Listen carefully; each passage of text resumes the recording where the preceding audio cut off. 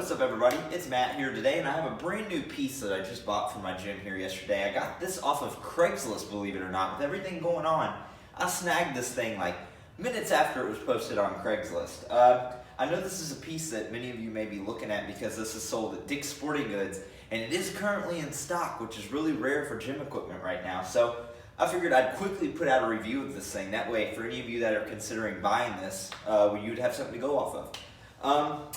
So I do have a couple things to say about this that I already noticed. Alright, so this is the safety arm that the bench press comes with here. And these are the safety arms that come with the same brand, Fitness Gear's Power Rack. Now, the issue with the safety arms that come with the bench press are, these are fine for flat bench, but when you're on an incline bench, they're too short. Your chest is too puffed out, and these are not long enough to catch the bar if you need it for safety. So what I personally did was, I took the safety arms off my power rack here and put them on here. They're much longer. I moved these over to the power rack because I'm going to use the power rack here for shoulder press. And of course you don't need as long of safety arms when you're doing shoulder press. So I figured I would start the video out on that because you might have a little bit of difficulty getting a hold of these safety arms. And it is a pretty big con not being able to do safe incline bench without a spotter, trying to use your safety arms. Now, granted, incline bench maybe isn't quite as dangerous to failure as maybe a flat bench would be.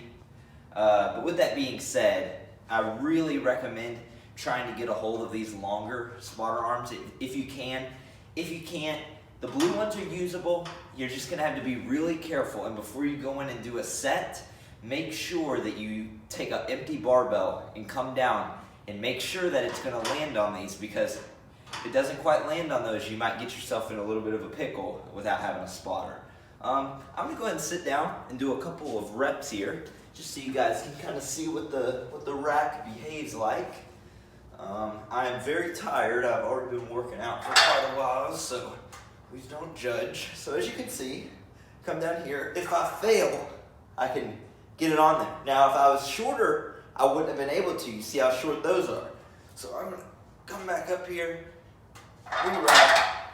Very stable. I mean, the bench is impressively stable. It's much more stable than the Titan Fitness standalone bench that I had reviewed a while back. Even though the benches have the same type of design, it's the knob tightening design to adjust them.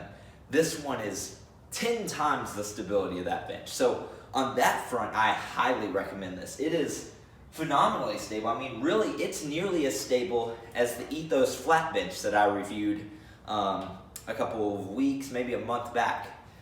So if you're looking for something really versatile, I actually recommend this more than I recommend the Ethos bench, because yeah, Ethos bench might be a little bit more stable. It might have spotter stands that the spotter can stand on.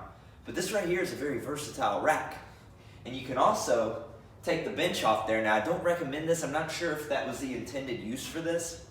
But you can take the bench off here, come up with maybe a quick release bolt system, and you can use this as a squatter rack. I mean, I'm not a very tall guy by any means. I'm about maybe 5'7", 5'8". But anybody could really get under a barbell here on level 24, and you got plenty of room to put. Now maybe I would recommend the shorter spotter arms there. This might tip the rack over. I'm not entirely sure about that, but if you get too far out on here, this might tip the rack over if the bench wasn't attached. But that's an option. That's something that somebody could fabricate and get going on here. So this is a very versatile option if you're looking for a nice little workout system.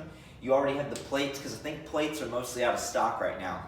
So if you got a barbell and plates and you're looking for the most versatile rack you can get for the money, at 250 bucks, this right here I highly recommend. So with that being said, that's about all I've got for you guys at this point. I've only been using this for about 2 workouts now, and I'm really getting out of breath from a tough workout I just put in. So with all that being said, I hope this review helped some of you guys out. I hope you all have a great day, and happy lifting.